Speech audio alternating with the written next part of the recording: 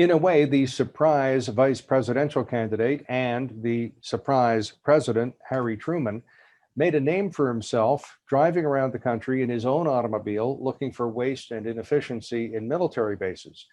And guess what? He found it. Well, Harry Truman assumed office on the death, of course, of Franklin Delano Roosevelt.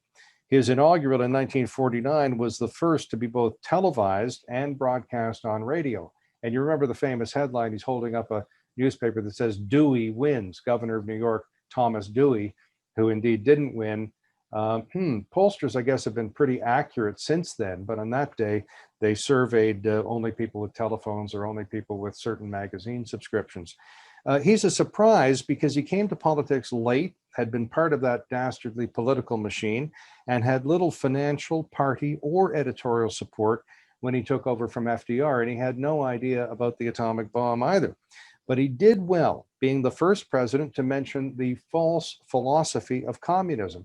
Can you imagine, 30 years after the Russian Revolution, no president in an inaugural address mentioned communism until Harry Truman.